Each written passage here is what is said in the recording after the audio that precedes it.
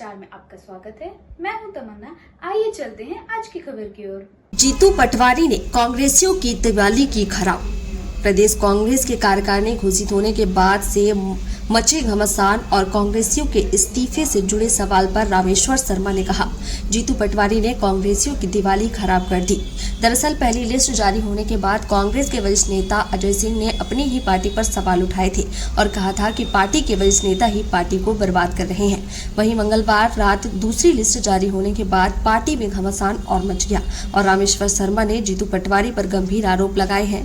उन्होंने कहा कि अब नेता इस्तीफा दे रहे हैं और व्यक्ति इस्तीफा तब देता है जब वह अपमानित महसूस करता है। जब वरिष्ठ अधिकारी पर जूनियर अधिकारी हावी हो जाते हैं तो उन्हें लगता है कि अब ऐसे दल में रहकर क्या फायदा। वहीं भाजपा के फायरब्रांड हिंदूवादी नेता और भोपाल के हुजूर विधानसभा के विधायक रामेश्वर शर्मा ने पटाखे बैन करने के लिए दिल्ली सरकार के फैसले पर करारा प्रहार किया है।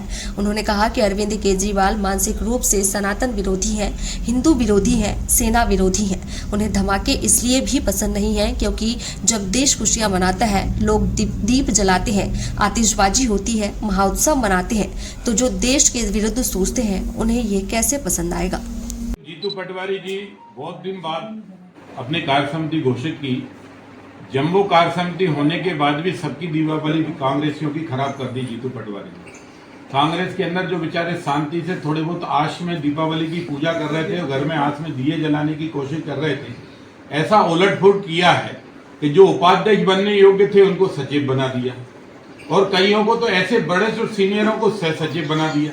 पिता पुत्रों के मोह कह लीजिए, दबाव कह लीजिए, दिग्विजय सिंह जी का दबाव उन पर खत्म नहीं हुआ, उन पर कमलनाथ जी का दबाव खत्म नहीं हुआ, अरुण यादव जी का दबाव उन पर खत्म नहीं हुआ। जीतू पटवारी जी ने श्रीमान ने अपनी टीम बनाई भी है कि नहीं लगता, लेकिन जीतू पटवारी जी ने इतना जरूर है कि सब कांग्रेसियों की दीपावली खराब कर दी और इस्तीफा दे रहे हैं। ये उनका चूंकि उनका निजी मामला है, लेकिन कहीं ना कहीं जब आदमी अपमानित होता है, कहीं ना कहीं जब उससे उसके हक और अधिकार और उसके वरिष्ठता सीनियरिटी को जब जूनियरिटी हावी हो जाती है तो कहीं ना कहीं उनको लगता है कि अब ऐसे दल में वो क्या करेंगे, जिससे बेहतर इस्तीफा दे के राम भजन ही करें तो कम से कम मोक्ष तो प्राप्त होगा।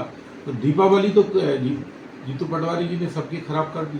दिल्ली सरकार ने पटाखों पर बैन कर दिया। बाबा कांग्रेस तो कह रहे हैं कि तुम पटाखे चलाइए, उनके घर जरूर चलाइए, तो पटाखे फोड़ने की मना करते हैं। देखिए, दिल्ली जो सरकार है, केजरीवाल का पागलपंथी का दौर हर बार चलता रहता है और केजरीवाल जी मानसिक रूप से सनातन विरोधी हैं, हिंदू विरोधी हैं, सेना विरोधी हैं।